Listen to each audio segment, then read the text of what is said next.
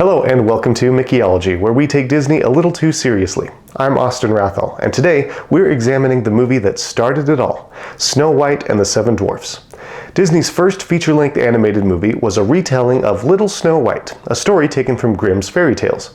Combining this German folktale with Disney animation made for a very successful film, and it turned the Disney studio from a producer of short cartoons into a producer of world-famous animated feature films.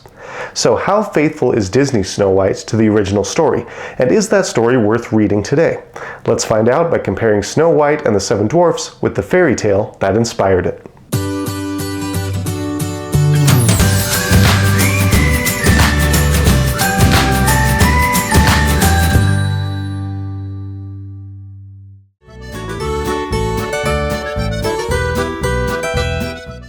Disney kept their version of Snow White very faithful to the fairy tale. Every character in the movie comes from the book, and the plot is almost a beat-for-beat retelling of the original. Both versions tell of an evil queen who checks in regularly with her magic mirror to make sure she's still the fairest woman in the land. Magic mirror on the wall, who is the fairest one of all? When the mirror reveals that the queen's stepdaughter, Snow White, is fairer than her, the queen orders a huntsman to take the girl into the woods and kill her. The huntsman can't bring himself to obey, and he lets Snow White go. The princess travels through the dark, animal-infested woods and stumbles onto a cottage. There she meets the Seven Dwarfs, who allow her to stay with them in exchange for doing their cooking and cleaning. I'll wash and sew and sweep and cook and Cook! All is well until the magic mirror tells the evil queen that Snow White is alive and living with the dwarfs. The queen goes to the cottage in disguise while the dwarfs are away and gives Snow White a poison apple which kills her. The dwarfs can't bring themselves to bury the girl, so they lay her in a glass coffin. A prince passes by and discovers Snow White, and when she regains consciousness, she falls in love with the prince and goes to live with him in his castle. The original story is only a few pages long, while the Disney movie is an hour and 23 minutes long. So it may surprise you to learn that Disney shortened the story when they adapted it to film. Not only that, but several of the movie's most famous scenes are altered or even absent from the original story.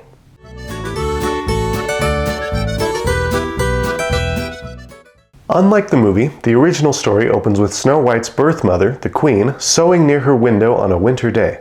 She pricks her finger and sees 3 drops of her blood fall into the snow.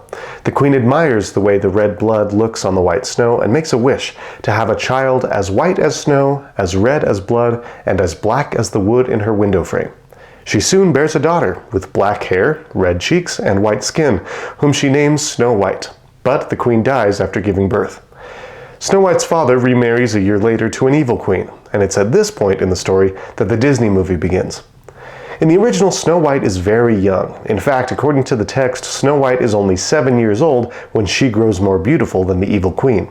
The Grimm brothers don't say exactly how long it takes for the queen to decide to kill Snow White, but the text implies that she's still a child when her stepmother orders the huntsman to kill her.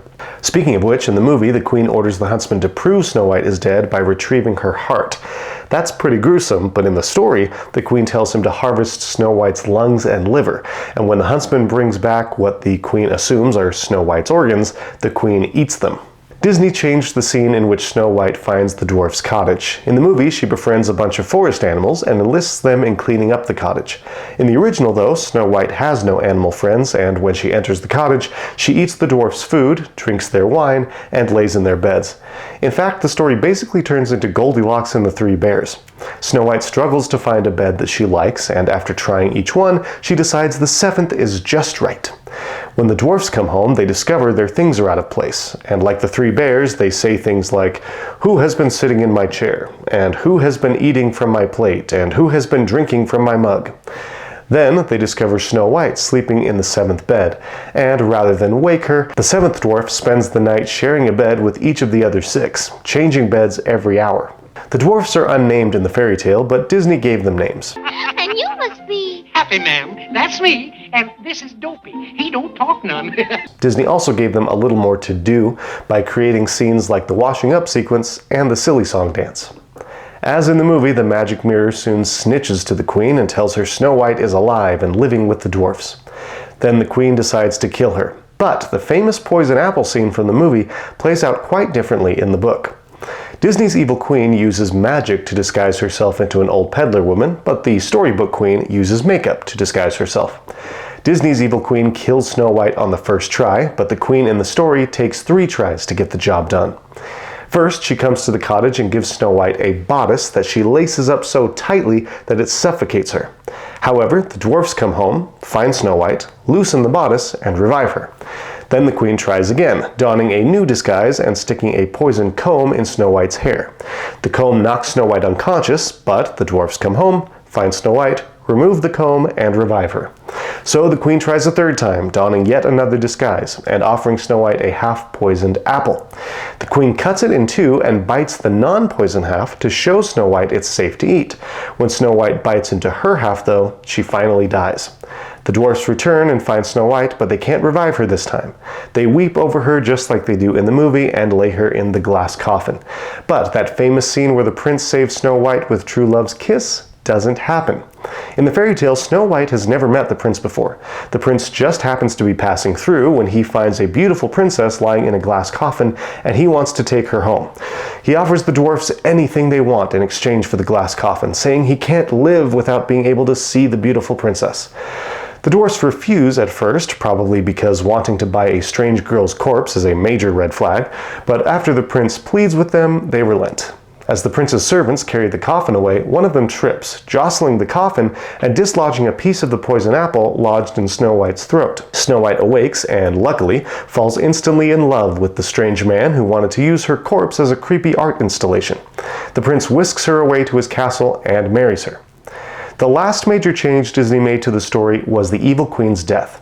In the movie, the evil queen dies on her way home from the dwarf's cottage. She's about to smash the dwarfs with a boulder when lightning strikes the ledge she's standing on, causing her to fall to her death.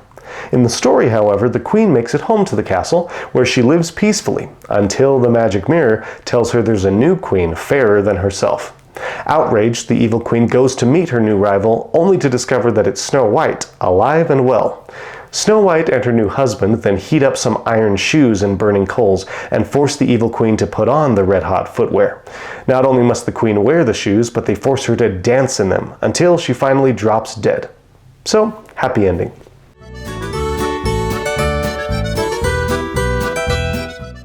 If you've never read Snow White or heard the original told before, then I do recommend reading it. It's available for free online, and like the other Grimm fairy tales, it is short, charming, and delightfully bizarre. Do be prepared for a healthy dose of sexism, though. This is a German fairy tale published in the 19th century, after all, and the story makes it very clear that Snow White's role is to cook, clean, look pretty, and get married. Still, it's a monumental classic that's been passed down for generations, and it inspired a movie that changed animation forever.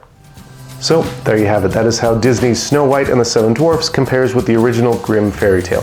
Please let me know in the comments if you've ever read Snow White, and if so, which version of the story do you like better? Also, let me know which Disney movie you would like me to compare with its source material next. I know many of you requested The Black Cauldron, and I just finished that book, so the video for that will be out shortly. Please don't forget to like and subscribe, and consider supporting this show on Patreon, and as always, thank you very much for watching. I will see you next time. Bye-bye.